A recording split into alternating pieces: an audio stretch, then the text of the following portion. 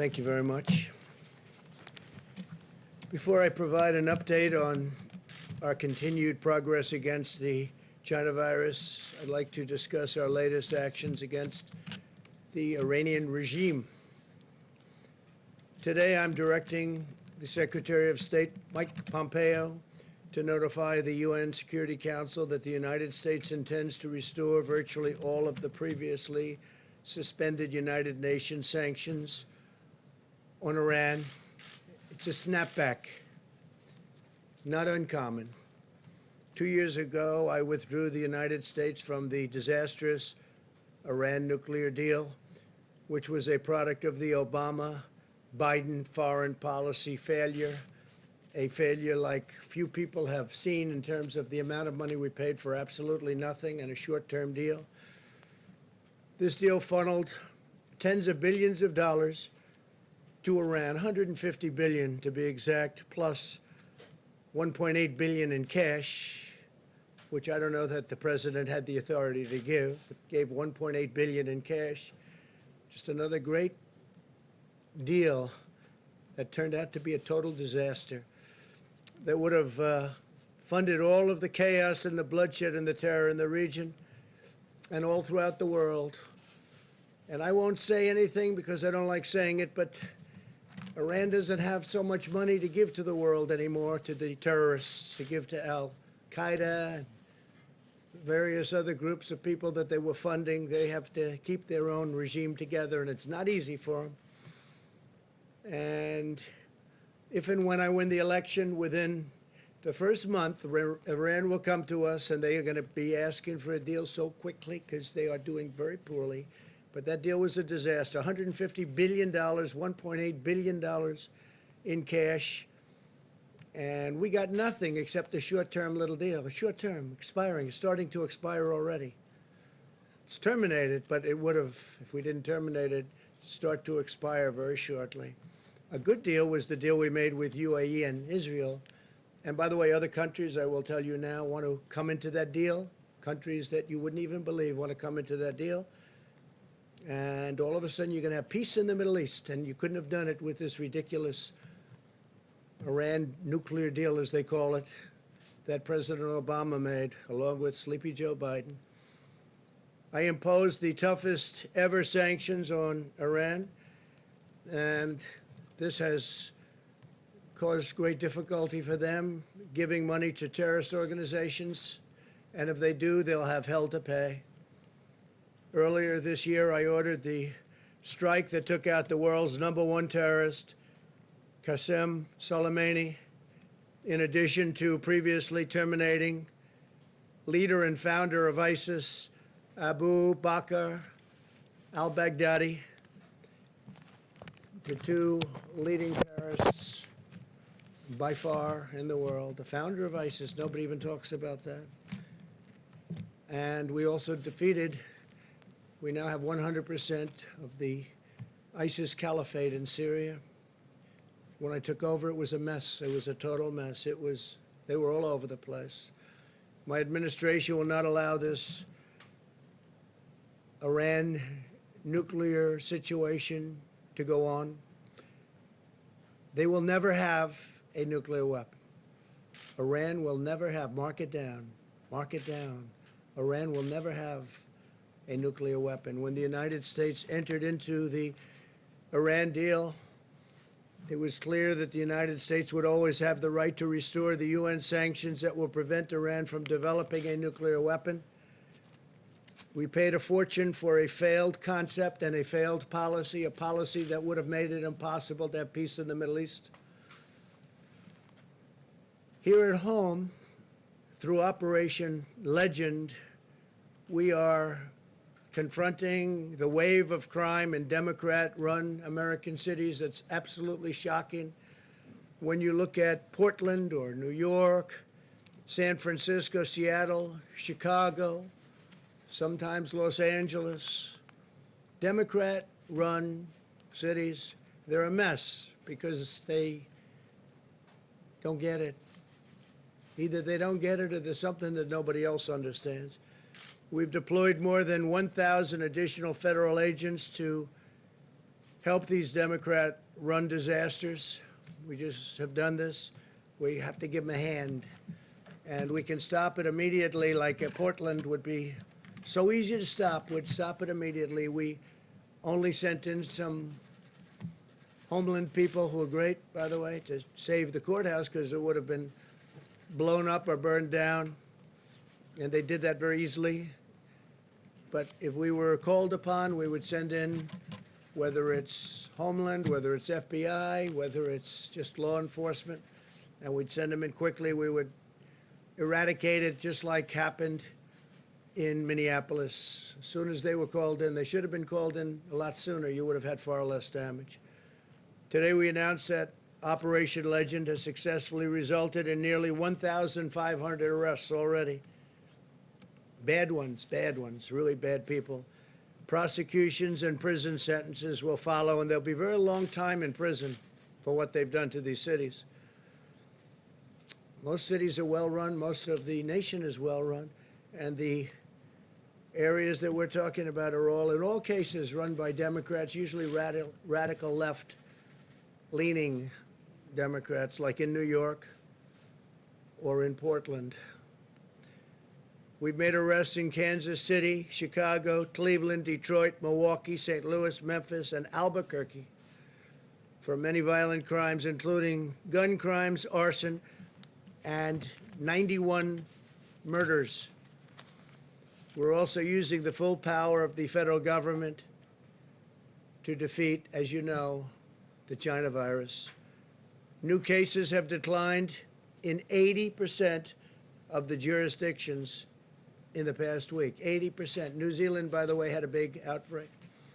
And other countries that were held up to try and make us look not as good as we should look, because we've done an incredible job, but they're having a lot of outbreaks, but they'll be able to put them out, and we put them out.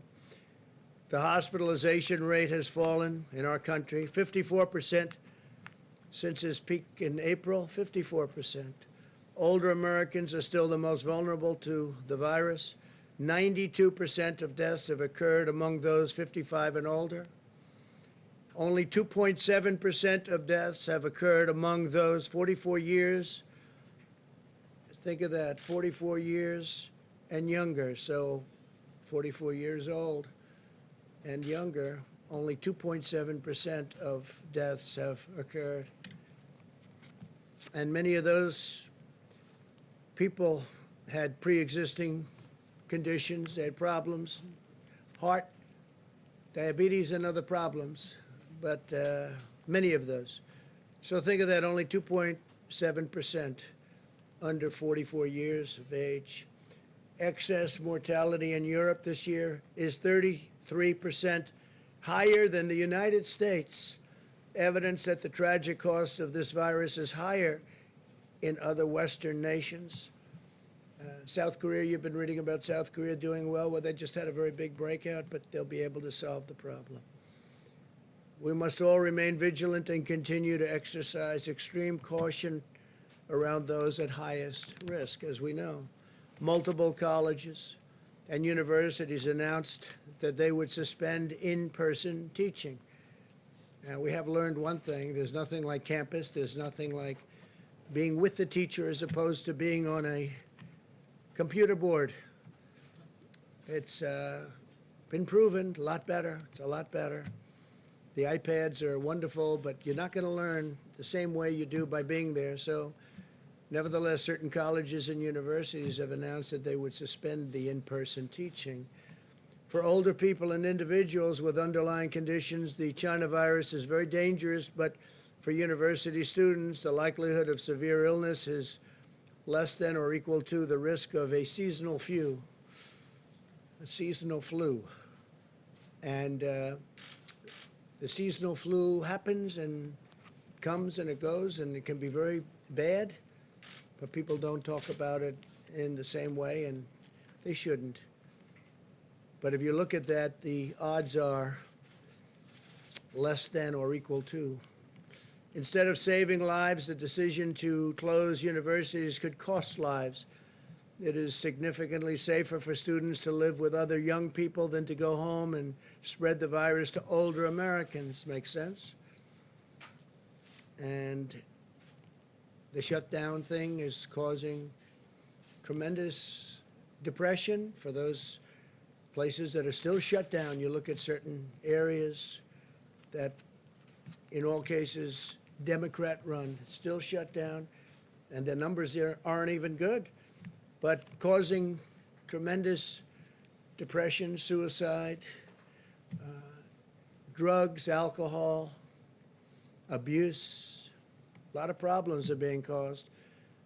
Probably far more, I would say, Scott, than is caused by the virus itself, now that we understand the virus. Colleges should take reasonable precautions. Students who feel sick should not attend class and should limit social interaction as they would for any other illness. And universities should implement measures to protect the high-risk students or professors and teachers. The ultimate goal of testing is to prevent transmission in high-risk settings and to prevent transmission, period, but especially in nursing homes, and to care for the vulnerable and our elderly, which really fit into that definition of who is vulnerable. We have tremendous unused testing capacity in our country. We have a tremendous unused testing capacity. It's something that a lot of other nations are very impressed with, they tell us. In our path forward, we will continue to follow a science-based approach to protecting the high risk while enabling healthy Americans to safely go back to work and school. Our country will be open. Our country is getting open quickly. Our stock markets are almost back to where they were prior to the China virus disaster coming in. And I want to thank you all for being here, and we'll take some questions. Yeah, please. During the pandemic, the QAnon movement appears to be gaining a lot of followers. Can you talk about what you think about that and what you have to say to people who are following this movement right now? Well, I don't know much about the movement other than I understand they like me very much, which I appreciate. But I don't know much about the movement. I have heard that it is gaining in popularity, and from what I hear, these are people that when they watch the streets of Portland, when they watch what happened in New York City in just the last 6 or 7 months, but this was starting even 4 years ago when I came here, almost 4 years, can you believe it? These are people that don't like seeing what's going on in places like Portland and places like Chicago and New York and other cities and states. And I've heard these are people that love our country and they just don't like seeing it. So I don't know really anything about it other than they do supposedly like me, and they also would like to see problems in these areas, like especially the areas that we're talking about, go away, because there's no reason the Democrats can't run a city. And if they can't, we will send in all of the federal, whether it's troops or law enforcement, whatever they'd like, we'll send them in, we'll straighten out their problem in 24 hours or less, okay? Well, just real quick, at the crux of the theory is this belief that you are secretly saving the world from this satanic cult of pedophiles and cannibals. Does that sound like something you are behind? Or Well, I haven't heard that, but is that supposed to be a bad thing or a good thing? I mean, you know, if I can help save the world from problems, I'm willing to do it. I'm willing to put myself out there. And we are, actually. We're saving the world from a radical left philosophy that will destroy this country. And when this country is gone, the rest of the world would follow. The rest of the world would follow. That's the importance of this country. And when you look at some of the things that these people are saying with defund the police and no borders, open borders, everybody just pour right into our country. No testing, no nothing. You know, you talk about testing, no testing. Mexico, as you know, has a very high rate of infection. The wall is now going to be next week 300 miles long. Our numbers are extraordinary on the border. Had that, and this is through luck, perhaps more than talent, although the talent is getting it built when one party refuses to allow it. You don't hear talk about the wall anymore. But I will say this, we need strength in our country, not weakness. Too much weakness. Yes, John? Mr. President, you have been very bullish on the promise of convalescent plasma Yeah. to treat coronavirus. The FDA appeared to be on the brink of issuing an emergency use authorization for convalescent plasma, but after hearing from top officials at the NIH that there wasn't enough evidence to go ahead with that, the FDA has put that on pause. Your reaction to that, and do you believe that convalescent plasma should be in the arsenal of treatments for coronavirus? Well, I hear great things about it, John. That's all I can tell you. And it could be a political decision because you have a lot of people over there that don't want to rush things because they want to do it after November 3rd. And you've heard that one before. But I've heard fantastic things about convalescent plasma. And I've heard numbers way over 50% success. And people are dying. And we should have it approved if it's good. And I'm hearing it's good. I heard from people at the FDA that it's good. So we'll see. I'm going to check that right after this conference. My understanding that the White House will encourage the NIH and the FDA to get this out there as quickly as Well, possible. the numbers are as good as I'm hearing. I mean, I'm hearing over 50%, and that's very good. And we've approved certain things that are at 31%, and that's okay too. That's not bad. And it's really had a tremendous impact. No, I have, you're telling me something right now that surprises me, but we'll check it out right after this. Concerned about a delay? I don't want delays. I don't want people dying. I don't want people dying. Yeah, please, go ahead. Mr. President, I want to ask you about your tweet earlier today on Goodyear. It was essentially calling for a boycott on Goodyear tires. Do you want the federal government to stop buying and using Goodyear product as well? And is there Well, I'm anything? not happy with Goodyear because what they're doing is playing politics. And the funny thing is the people that work for Goodyear, I can guarantee you, I poll very well with all of those great workers in Goodyear. And when they say that you can't have Blue Lives Matter, you can't show a blue line, you can't wear a MAGA hat, but you can have other things that are Marxist in nature. There's something wrong with the top of Goodyear. And what the radical left does is they make it impossible for people to do business if they're Republican or if they're conservative. They put out all sorts of effort, don't shop there. They do vicious things, not so different than what you saw on the streets of Portland 2 nights ago.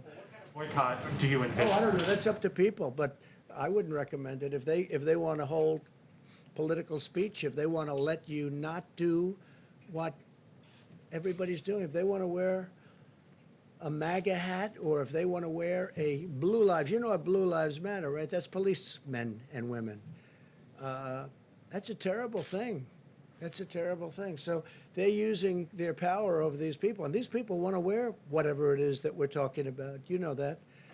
And so I would be very much in favor if people don't want to buy there. And you know what? They'll be able to get a good job because we set a jobs record over the last quarter, as you know, the most jobs ever in the history of our country. You'll be able to get another good jobs. I think it's disgraceful that they did this. Please, go ahead. With that. Yes, Mr. President, you've said that the arrest of Jimmy Lai in Hong Kong is, quote, a terrible thing. Do you have a message for Jimmy Lai? Has your administration spoken directly with him? Is your State Department working for his release? Well, I send him best wishes. I hear he's a wonderful gentleman.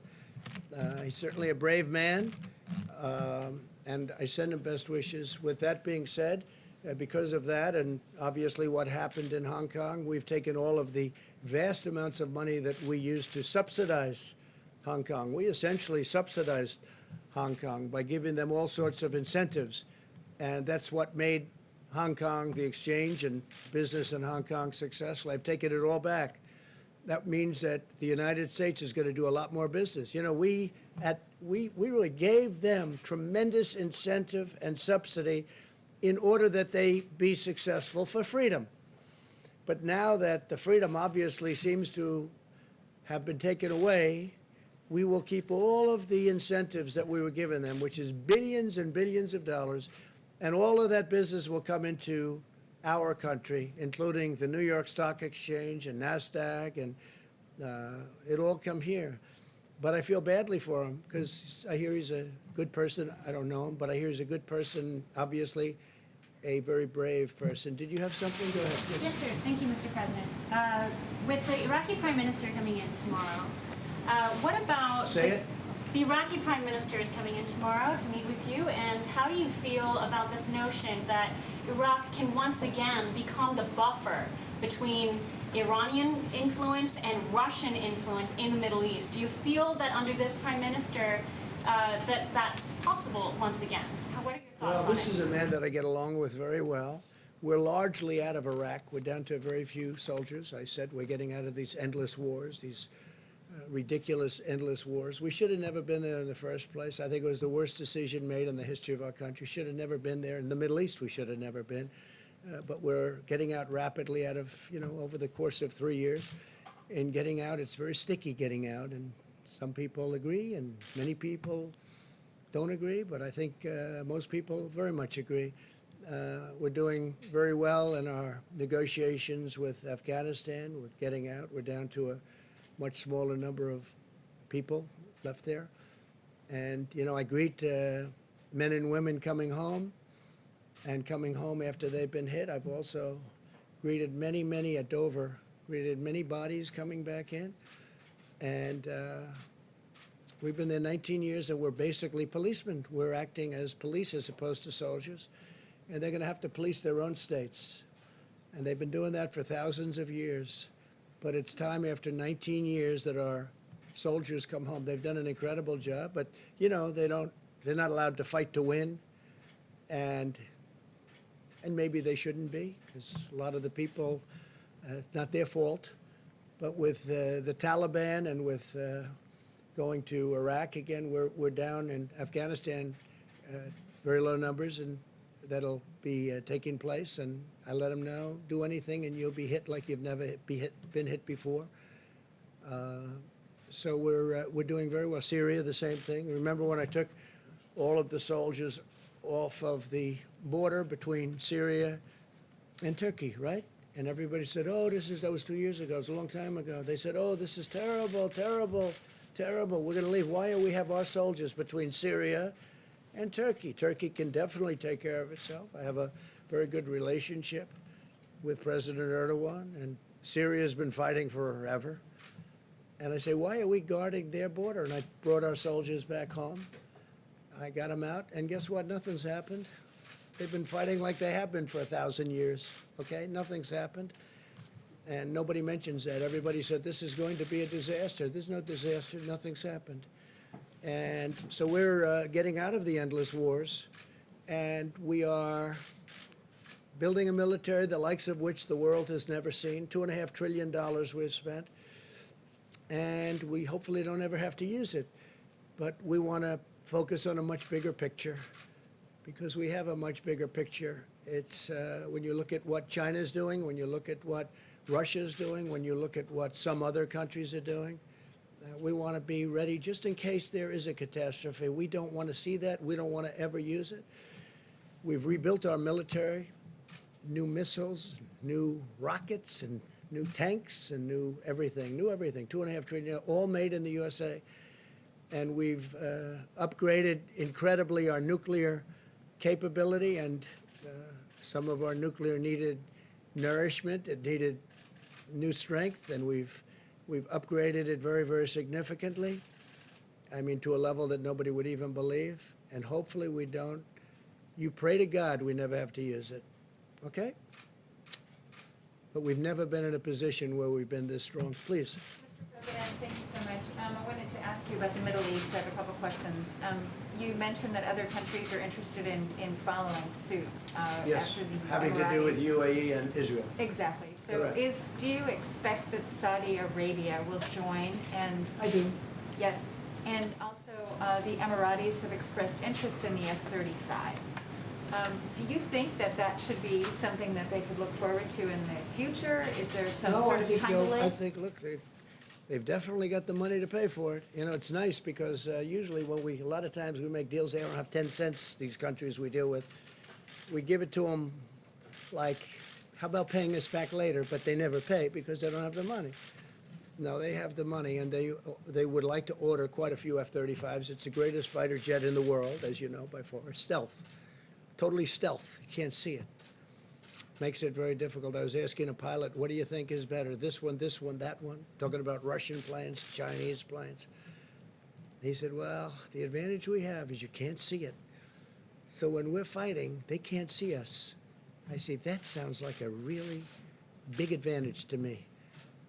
To these Don't guys, want them you know, to they have look, by the way, I said it, to these pilots that I meet, they look better than Tom Cruise, and they're definitely tougher.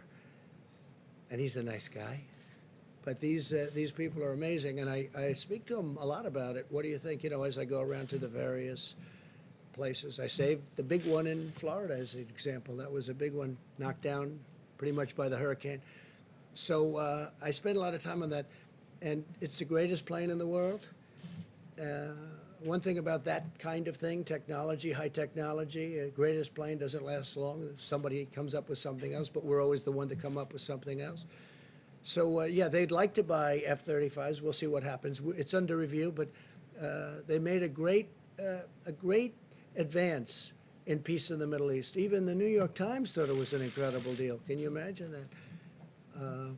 Tom Friedman had a very nice thing to say about it. I spoke to him about it. He thought it was terrific, and it is terrific. I see a lot of countries coming in fairly quickly, and when you have them all in, ultimately Iran will come into. There'll be peace in the Middle East. That'll be nice. Iran will be very much neutralized. They never thought this could have happened. And with the horrendously stupid Iran deal signed by Obama, this could have never happened. Israelis are so On the Goodyear issue, you ride on Goodyear tires in the Yeah. presidential limousine. Correct. If there were an alternative, would you want those tires swapped out? Yeah, I would do that. I would swap them out based on what I heard. We'll see what happens. Look, you're going to have a lot of people not wanting to buy that product anymore, and they'll buy from a competitor, made in the USA too. Okay, please. Go ahead. Mr. President, excerpts from Obama's speech that he'll give later at the Democratic Convention show that he says that he hoped that you would take being president more seriously once you had the job and discover reverence for democracy. And then he said, I quote, "but he never did." What is your reaction to You that? know, when I listen to that and then I see the horror that he's left us, the stupidity of the transactions that he made.